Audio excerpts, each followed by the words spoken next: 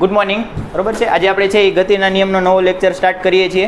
Start કરો એ પહેલાં જલ્દીથી છેલ્લા પેજ ઉપર ફોર્મ્યુલાઝ લખી નાખો. મેં આ બાજુ લખેલા છે, પોઝ કરીને સ્ટાર્ટ કરી દો. બરાબર છે. આપણે લાસ્ટ ટાઈમ શું કર્યું હતું?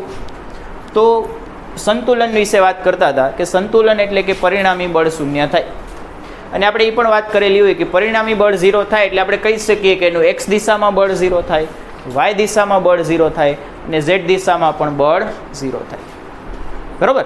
કોઈ એક પદાર્થ સંતુલનમાં હોય તો આપણે શું કહી શકીએ કે એનું ગમે તે દિશામાં બળ લ્યો એ કેવું થશે? 0 થશે. તમારી કોઈ નવી દિશા ગોતી આવો અને એમાં પૂછો કે બળ કેવું થશે તો 0 થશે. સમજાણું કે નહીં? એટલે કે પદાર્થ સંતુલનમાં હોય તો આપણે મુખ્યત્વે 3 અક્ષ જ ધ્યાનમાં લઈએ છીએ. એટલે ત્રણેય અક્ષની દિશામાં બળ કેવું હોય? 0. પણ હકીકતે જોવા જાવ ને તો આ આપણે સંપૂર્ણ સંતુલન નથી આવતું હજી. આપણે એક વ્યક્તિને કહીએ કે ભાઈ તારે સંતુલનમાં રહેવાનું છે, એક જગ્યાએ ઊભું રહેવાનું છે, નહીં આમ હલવાનું છે એક્સ દિશામાં, નહીં વાય દિશામાં હલવાનું છે ઠેકડા મારવાનું, બરાબર, નહીં ઝેડ દિશામાં હલવાનું છે. આ ઝેડ દિશા હોય, બોર્ડમાંથી બહાર આવતી દિશા એ ઝેડ દિશા. તો એ ઊભા ઊભા ઘુમર ફરશે કે તમે ફરવાની થોડી ના પાડી, તમે તો હલવાની આગળ પાછળ થવાની ના પાડી છે. તો એ જ્યારે ભ્રમણે બંધ કરી દઈએ ને ત્યારે સંપૂર્ણ સંતુલન આવશે. એ ભ્રમણ આપણે ક્યારે બંધ કરશું? તો આગળ છે ને એક ભ્રમણ ઉપર આખું ચેપ્ટર છે, ત્યારે આપણે એ ઘુમરને પણ બંધ કરી દઈશું. બરાબર છે? ક્લિયર છે? અત્યારે આપણી માટે સંતુલન એટલે આ બળનું સંતુલન જ હશે. પણ આપણે અંદર ખાને યાદ રાખવાનું કે આ સંપૂર્ણ નથી, સંપૂર્ણ આગળ જઈને કરશું. અત્યારે માત્ર બળની દ્રષ્ટિએ સંતુલન છે.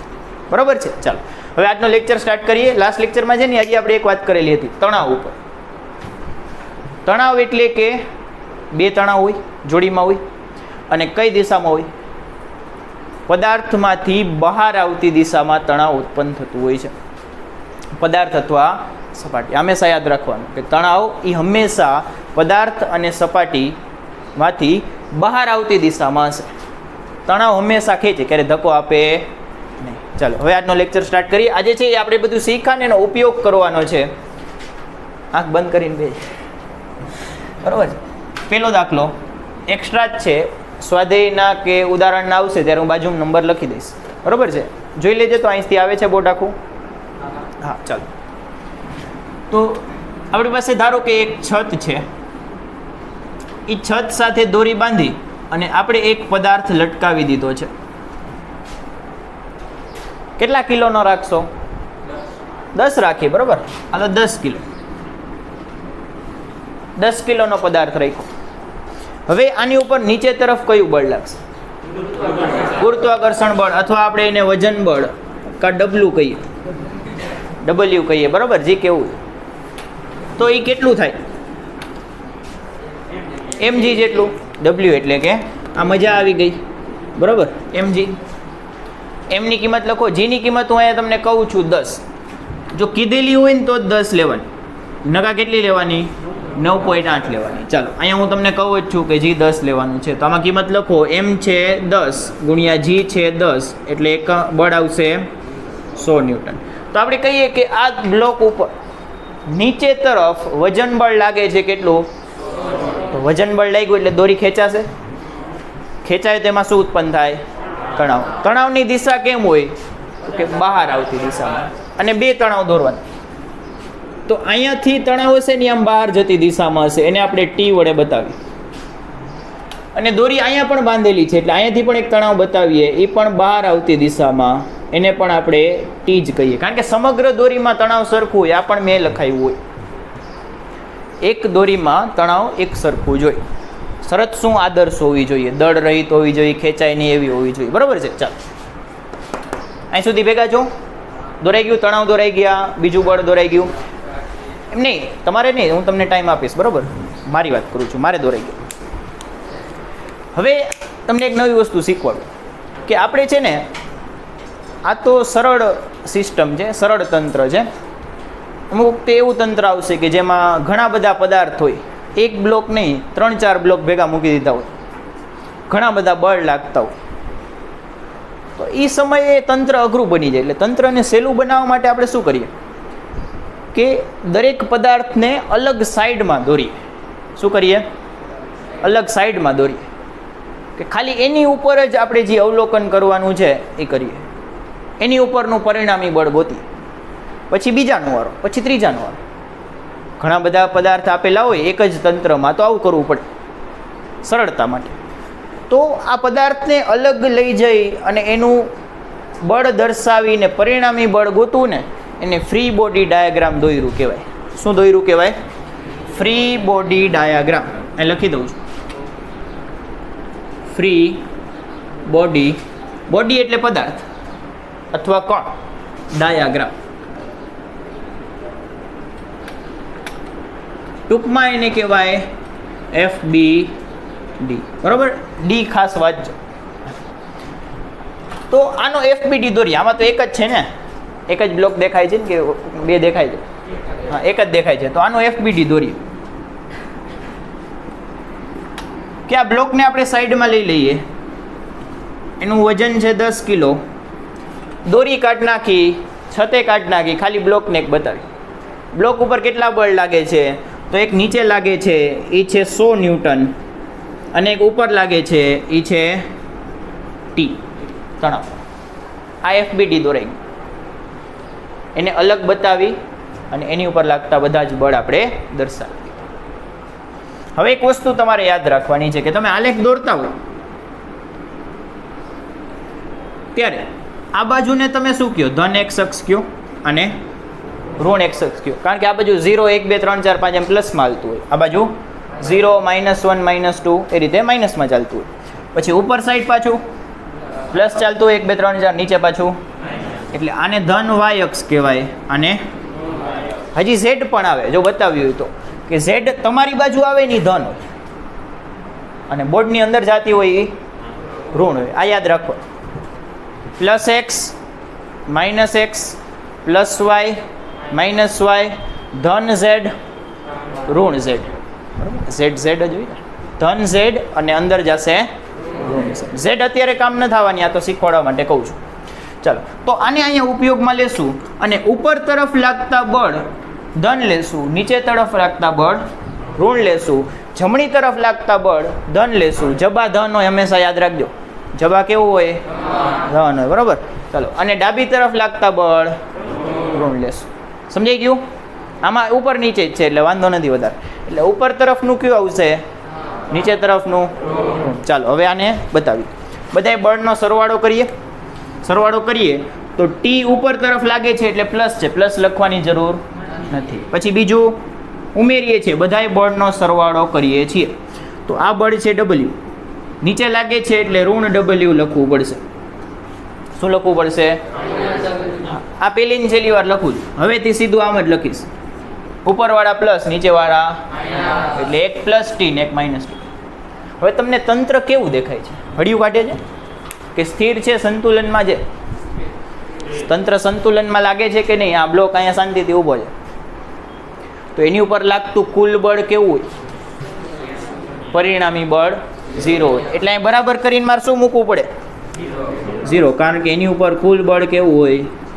તંત્ર સંતુલનમાં હોય એટલે પરિણામી બળ 0 થાય. હવે W ને સામે ઘા કરો એટલે T બરાબર શું આવશે? +W. ખાલી W. W ની કિંમત મૂકી દો. કેટલું મળ્યું? 100. બરાબર? બોક્સ કરી દઈએ અને એકમ 12 રાખીએ એવી ટેવ રાખવાની. થોડી ન રાખવું હોય તો વાંધો નહીં, કામ આવશે. ચાલો, અહીંયા આપણે દાખલો પૂરો કરીએ છીએ. જલ્દી પોઝ કરી દે અને તમે જલ્દી 2 મિનિટમાં લખી લો. હાલો, બીજો દાખલો આની પછી જો.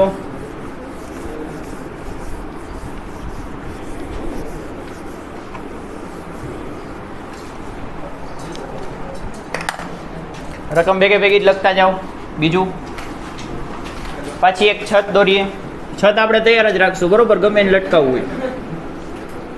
એની ભેગું આ વખતે 2 બ્લોક જોડી દઈએ. કેટલા બ્લોક? 2 બ્લોક જોડી દઈએ એટલે FBD દોરવાની મજા આવે. એકને 3 કિલોનું લઈએ અને એકને 5 કિલોનું લઈએ. બરાબર છે? હવે એક જ મિનિટ અહીંયા ધ્યાન આપો, પછી પાછા કામમાં લાગે.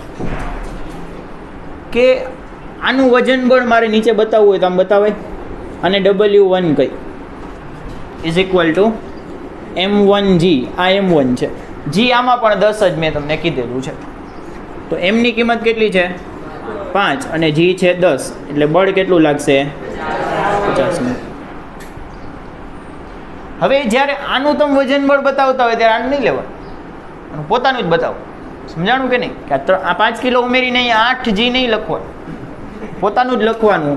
અને વજન બળ અહીંયા થોડુંક સાઈડમાં બતાવવાનું, કારણ કે દોરીમાં તણાવ બળ બતાવવું પડશે ને. હકીકતે વચ્ચે બતાવો તો ચાલે, પણ આપણે થોડુંક સાઈડમાં બતાવીએ છીએ, કારણ કે ત્યાં તણાવ બળ આવશે. એને આપણે કહીએ W2. કિંમત કેટલી થશે m2g, અને m2 છે 3, g છે 10, એટલે આવશે 30 ન્યૂટન. ક્યાં લાગશે? હવે તણાવનો વારો આવ્યો કે દોરી ખેંચાઈ છે, અહીંયા ખેંચાઈ છે તો તણાવ લાગશે, ખેંચાયા વગર તણાવ ન લાગે, બરાબર. પછી જેટલી દોરીને એટલા તણાવ હોય. આખી દોરીમાં તણાવ સરખું હોય, પણ દોરી બદલે તો તણાવ બદલી જાય. એટલે આ પહેલી દોરી લેશું, આ બીજી દોરી લેશું. પહેલી દોરીમાં તણાવને T1 કહેશું, બીજી દોરીમાં તણાવને T2 કહેશું. ચાલો દર્શાવી દઈએ કે આ બાજુ આ દોરીમાંથી તણાવ ક્યાં આવશે? બહાર નીકળશે ને. ફિક્સ તણાવ તો બહાર જ નીકળતો હોય, એટલે આ થશે, નામ શું આપ્યું છે આપણે T1. અને અહીંયા પણ સેમ તણાવ આવશે, એ પણ બહાર તરફ જ આવશે, આ પદાર્થમાંથી બહાર તરફ. ઉપરના ભાગમાં ક્યાં આવશે તણાવ? બહાર નીકળતું, પણ દોરી બદલી ગઈ એટલે તણાવનું નામ બીજું આપવું પડશે.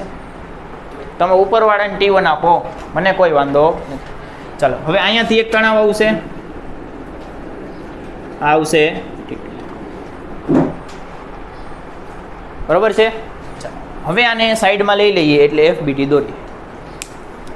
કે આનું FBD આપણે દોરતા થઈએ કે FBD પહેલાંનું નીચેથી શરૂઆત કરવાની, એટલે ઇઝી પડશે. પેલું કોણ છે? 5 કિલો. નીચે લાગે છે W1 બરાબર 50 ન્યૂટન, અને ઉપર કેટલું લાગે છે T1, બરોબર છે. ઉપર કેટલું લાગે છે T1. હવે આની ઉપરથી સૂત્ર બનાવી લઈએ કે ઉપરવાળા ધન, નીચેવાળા ઋણ, અને પદાર્થ તમને ઠેકડા મારતો દેખાય છે, સ્થિર લાગે છે ને, તો કેવું હશે?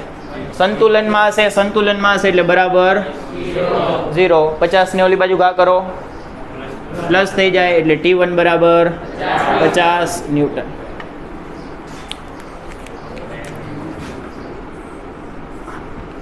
હવે બીજાનો FBD દોરીએ. આનો શું નામ છે ભાઈનું? 3 કિલો કે 3 કિલો, બરાબર. નીચે કેટલા બળ લાગે છે? 2 બળ. તમે આમ છૂટા છૂટા અલગ અલગ બતાવો કે એક લાઇનમાં બતાવી દો ચાલે, કે આ W2 અને પછી બીજું લાગે છે T1, બરાબર છે.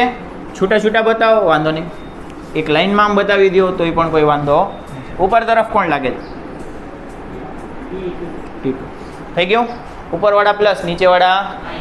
ચાલો બાજુનું સૂત્ર બનાવીએ. T2 minus W2 minus T1, કંઈ ગતિમાં છે એટલે 0. 0 તો આપણો હીરો હશે થોડાક ટાઈમ માટે, બરાબર. બધી કિંમત મૂકીએ જેટલી ખબર છે એટલી.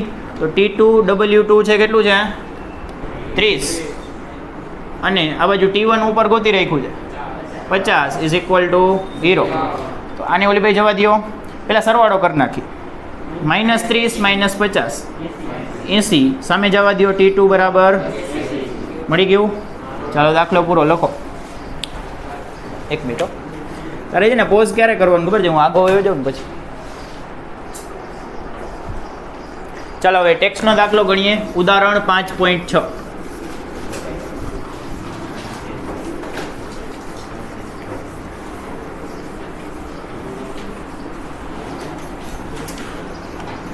ઠેઠ સુધીનું આખું બોર્ડ આવે છે. સરસ સેટ કરી ગયા છે. ઉદાહરણ 5.6.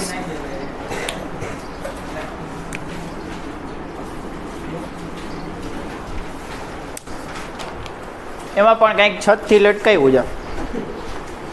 6 કિલોના એક દળને 2 મીટર લંબાઈની દોરીથી. હવે અહીંયા લંબાઈ કંઈ કામ આવશે નહીં, કારણ કે આપણે દોરીને કેવી માનીએ છીએ? ખેંચાય નહીં એવી. સમજાણું કે નહીં? લંબાઈ એમને વધારાની આપેલી છે કે 6 કિલોના બ્લોકને 2 મીટર લંબાઈની દોરીથી એક લટકાવી દીધું છે આપણે છત સાથે, એને વચ્ચેથી 50 ન્યૂટન બળથી ખેંચવામાં આવે છે. એટલે આ ટાઈપનું કંઈક દાખલો છે કે આ છત, આ બ્લોક, બરાબર, આ વચ્ચેના બિંદુએથી છે ને આમ 50 ન્યૂટન બળ લાગે છે. એટલે કંઈક પરિણામી આકૃતિ આવી થઈ જશે. દોરી છે એ આમ ત્રાંસી થઈ જશે.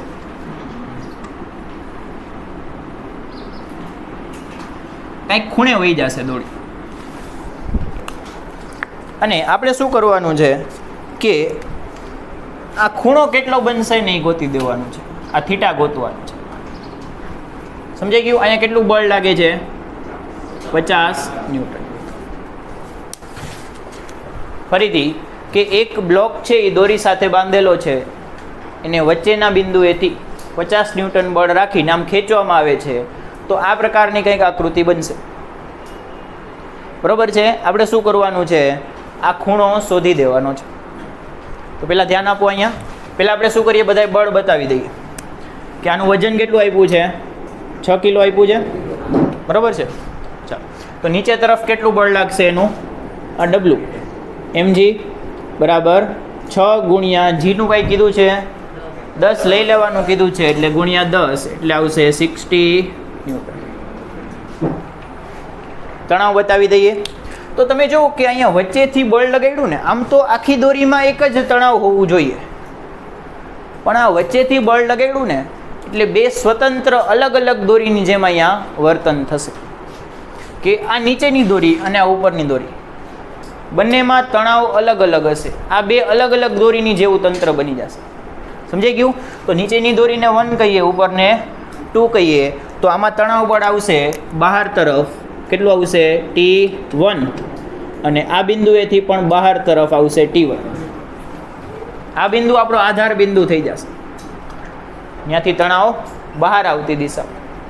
પછી આ છત પાસે દોરી જોડેલી છે એટલે તણાવ આમ આવશે, નામ આપીએ T2.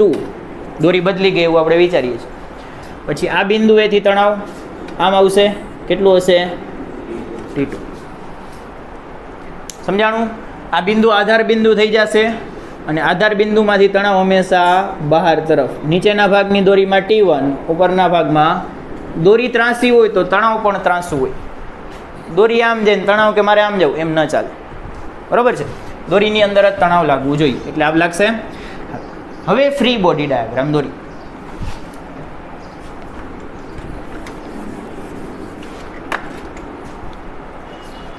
હવે આપણે આનું FBD દોરીએ કે પેલા આ ભાઈને સાઈડમાં લઈ લે. 6 કિલો.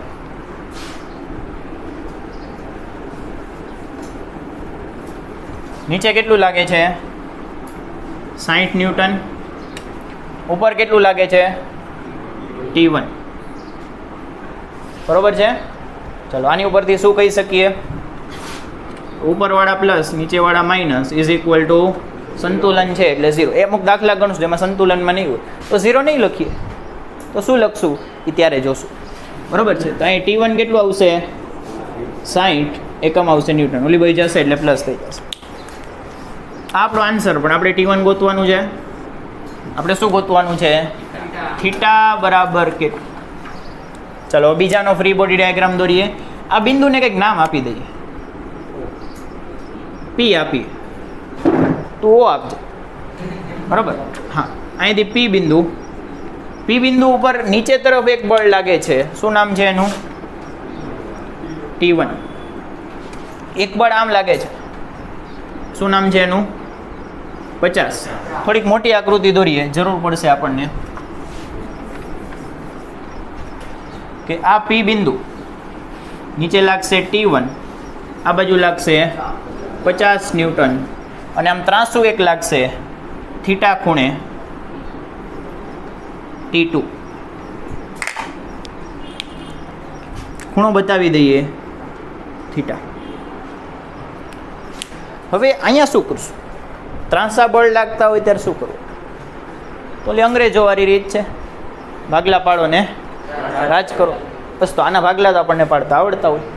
થીટા બાજુ કોસ ઘટક, શું થીટા બાજુ? થીટા બાજુ કોસ ઘટક અને એને લંબ સાઇન ઘટક. તો અહીં ઘટક પાડીએ તો આ બાજુ મને મળશે ને, એ મળશે T2 કોસ થીટા. થીટા બાજુ કયો ઘટક આવશે? કોસ ઘટક. અને કોસ ઘટકને લંબ એટલે આમ T2 સાઇન થીટા.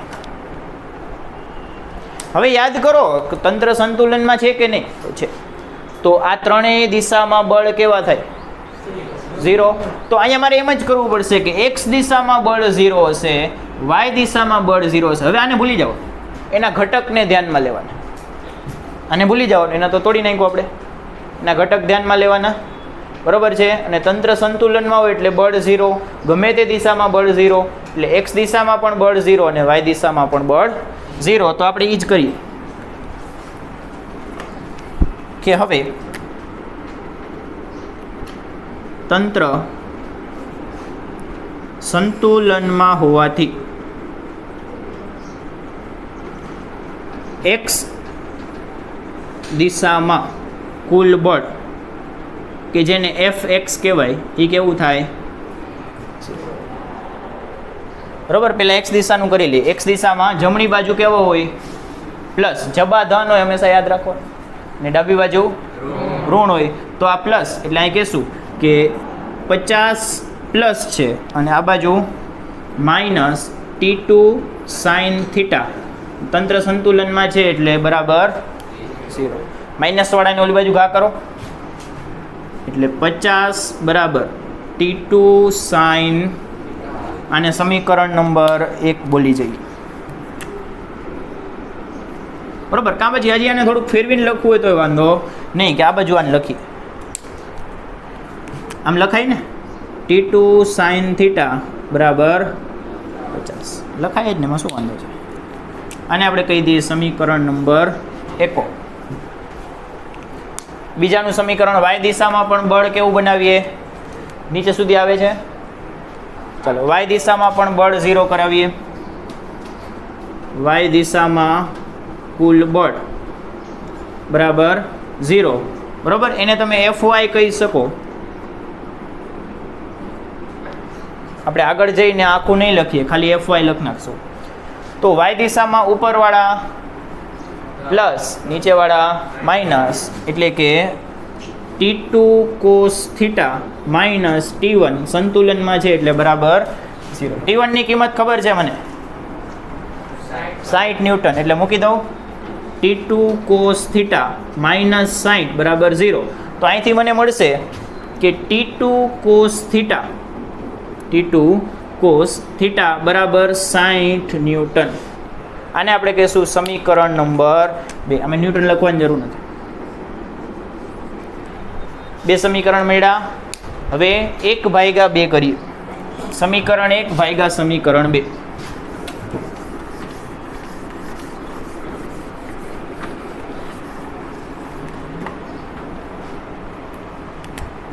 સમીકરણ 1 ભાગ્યા સમીકરણ 2 લેતા તો શું કરશું? એક સમીકરણ શું છે?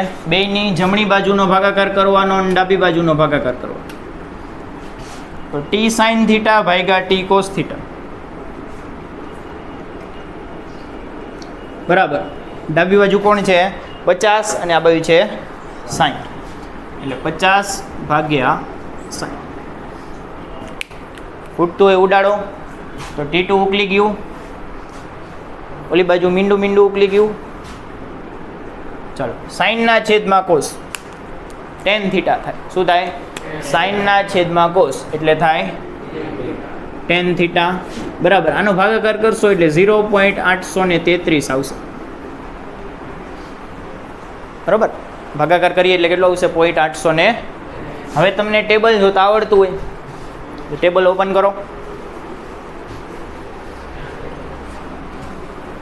હલો, ટેબલ લીધા વગર આવ્યા એટલે કાલ અંદર નહીં આવવા દો. વાહ, ખાઈ પીને એક ટેબલ નીકળું આખો ક્લાસમાં.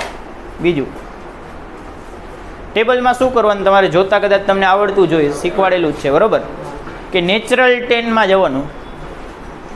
અને એ પેજ ઉપર 10ના ટેબલમાં આ કિંમત ગોતવાની. ખૂણો નહીં જોવાનો, અંદર કિંમતો આપેલી છે, ત્યાં જઈને કિંમત ગોતવાની. કઈ કિંમત ગોતવાની? 0.83 ને મળતી કિંમત ગોતવાની. તો તમે જોશો કે 39 ડિગ્રી વાળી લાઈનમાં હશે. ક્યાં હશે? 39 ડિગ્રી વાળી લાઈન. એમાં એક્ઝેક્ટ આને મળતી કિંમત હશે ને પોઈન્ટ, એ આ કિંમત હશે 0.8332. આ કિંમત આને એક્ઝેક્ટ મળતી આવશે. એટલે એની આ સાઈડ હશે એ 39 ડિગ્રી હશે, અને આને તમે આમ ઉપર જોશો ને તો 0.8 ડિગ્રી આવશે. એટલે આપણે કહી શકીએ કે આની માટે થીટાની કિંમત કેટલી થશે? તો 39.8 ડિગ્રી. બરોબર છે? આ થીટા મળી ગયો, આપણું કામ થઈ ગયું. એ દાખલો ચાલો પોઝ કરો ને લખી લો. ચાલો હવે છે ને આપણે એક દાખલો છે ને હોમવર્કમાં આપીએ છીએ, તમારે નેક્સ્ટ ટાઈમ છે એ ગણીને આવવાનો છે. ચાલો રકમ ભેગી ભેગી લખતા જાઓ.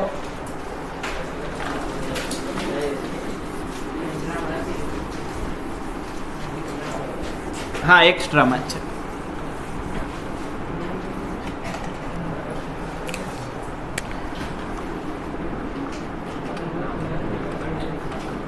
ચાલો આ છે આપણી છત.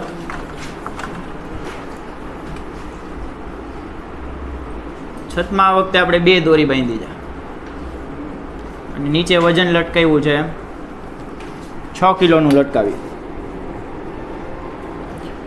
બરાબર છે? આ આધાર બિંદુ આને પી નામ આપી દો. તો આપણે શું ગોતવાનું છે કે દરેક દોરીમાં તણાવ શોધો. કેટલી દોરી દેખાય છે તમને? 3 જ રાખજો. આધાર બિંદુ આવી જાય એટલે દોરી બદલી જાય એવું વિચાર લો. એટલે 1 2 3 કાને એક કયો, જેને જે કેવો હોય કયો, તણાવ ગોતી આવજો. બરાબર? નેક્સ્ટ લેક્ચરમાં આ ખૂણો એક આપેલો છે આપણને, બંને તરફના જે ખૂણા છે એ 60 ડિગ્રી છે. તો આમાં કદાચ તમારે આ કિંમતો યાદ રાખવી પડે તો યાદ રાખી લેવાની. cos60 1/2 થાય અને sin60 √3/2. આ બધું હવે નહીં લખાવું. બરાબર? આ છેલ્લી ને પહેલી વાર છે. બરાબર છે? આ સાથે છે આપણે આજનો લેક્ચર પૂરો કરીએ છીએ. કોઈ ડાઉટ હોય તો ચોક્કસ નેક્સ્ટ લેક્ચરમાં લેતા આવજો. Thank you. કોઈ જવું